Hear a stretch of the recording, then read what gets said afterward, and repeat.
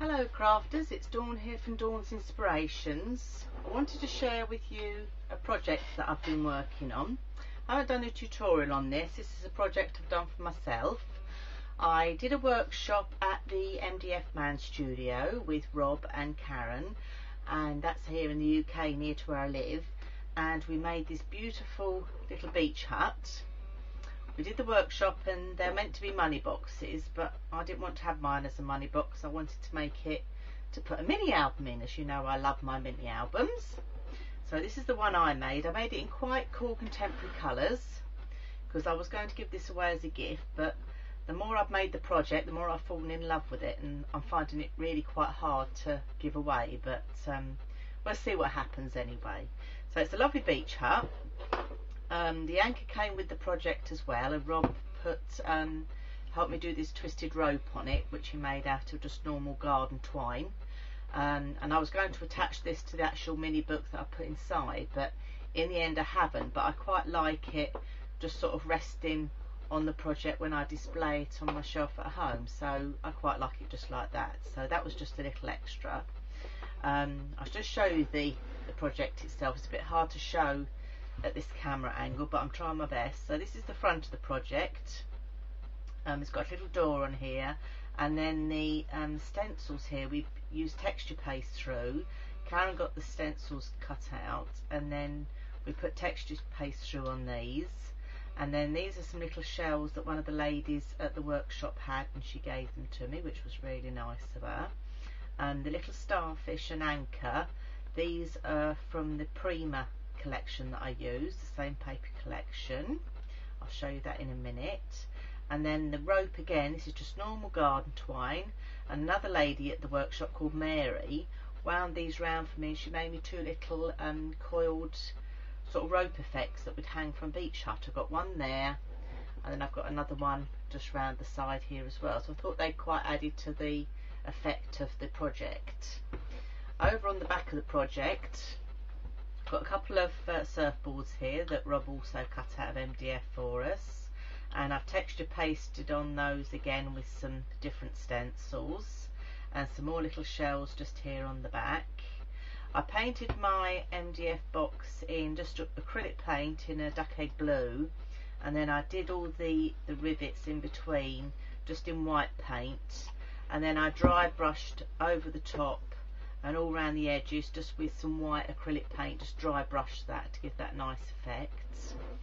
Over on this side, this is where the money box hole would be. Well, obviously I didn't want it as a money box hole, so I put another surfboard on the roof there, because that I think comes in quite apt with the effects to hide that. And then the part of the workshop was to do bookbinding to make a hinge for the project. Well, I didn't want to do that as it sort of took away from the effect that I wanted, this sort of clean lined beach hut effect in the pale colours. So Rob made me a spacer to go inside the roof, so it just holds the roof on, and then I can take it off. And then obviously when you go inside, there's the little mini album that I made. So this is the mini album I made at home to go with the project I've made at the workshop with Rob and Karen. So I'll just show you that. So I'll just put the roof on my hut and put here to one side. If I rest it up like that, I think you can see it a bit better. Is that a bit better in camera view? I think so. So this is the mini I made. I used the Prima paper collection for this, called Seashore. I got the actual paper collection itself rather than the smaller 6x6 pad, purely because obviously inside you've got lots of stickers, lots of, let's bring these in, lots of cut aparts that you can use as well for mini books, lots of stickers, lots of alphabets, different types, lots of words. So all in all, it's a nice paper collection. I've used hardly any. I think I've used a total of 4 pages, if that, and I've got lots of bits left. Some more cut aparts again as well. So I've used hardly anything. And then these were the metal paper clips that I used, and I cut the bits off to make the charms here as well. So I'll just show you the little mini. I've done it as a sort of beach bag, so it sort of brings into the effect again with the beach hut. I've got some more of the twisted rope that Rob kindly did for me at the garden twine.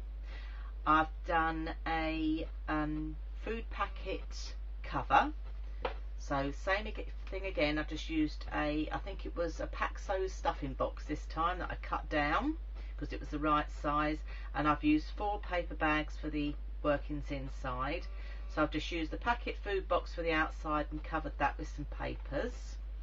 And then my handles, what I've done is I've shredded the ends off to give that more sort of rustic beach hutty type look, and then I've glued those with PVA glue, and then I don't think the camera can quite pick it up, but through there I made 2 little holes with my brad hole maker, and then I've threaded through again a piece of garden twine, wrapped round it, and then attached it under the cover inside just to hold it and make it more sturdy. So that's the back of the book. I've left a little space there so I can put, you know, designed by me, so I can put that on there. That's the spine, which is quite plain because it stands on its spine, so it's a bag. This is the front here. I've just layered a couple of the cutter parts up and mounted them on some cardstock, and then I added a little tag here as well, which came from the paper collection, and put a little eyelet through, and then I thought I can write on there who I give the album to. And then the fastening here is a magnet, and what I've done here is just a big large brad, and I cut the feet off it, and I've just stuck that on with some pinfair glue.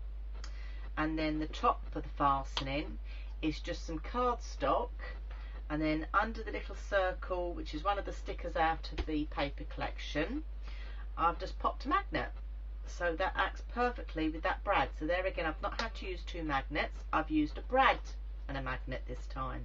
Okay, so that's the outside of the bag, so it looks very much like a beach bag, which fits perfectly in the project. And then when we open this up, if I open it up round this way to show you, it's probably easier. On the front here I've got a little cutter part that I've just put an L shape of tape on, so I can slip this behind. And this is a nice little card because it's got lots of lines on here, which is perfect for some journaling. And then another little cutter part and one of the paper clips there, so that just slots in behind there. And then this is the first paper bag. This one's got 2 little pockets inside, like we did with one of our other albums that we made recently with the paper bags. This first one is like a little booklet, so there again I can add 2 photographs in there. I could keep the back and the front plain if I want, or I could mount photographs on them, or leave that one plain and put some journaling on here. So the possibilities are endless with these little booklets. I've done another one for the back page. This was one of the 6x4 cutter parts that I've just scored down the middle and folded in half, and being double-sided paper, perfect to add some photographs to, or journaling. You know, I can write journaling on here as well, but makes perfect little booklet. And rather than just having 1 photo mat, I can add 4 photos in there, so that's perfect. Opens up, big space here for photos and a little spot for some journaling. So that's the first page. Here's the next page. This is the pocket page. So this comes out again, another little booklet, again cut out from 2 of the 4x3 cutter parts that I didn't cut down the middle, scored and folded in half to make a little booklet to fit in the pocket. And then these little cutter parts here, I've only glued down the side so you could slide a photograph under that whole page, but just gives a little bit of embellishments to the page there. Same again on the back, nice big space for photographs, and another pocket here with yet again another little booklet, ideal for adding some photos or some journaling. That just pops in there. Then the last page, nice big spot for photographs. Again, another little booklet. I've just kept these as 1-page booklets, but you could add more pages if you wish.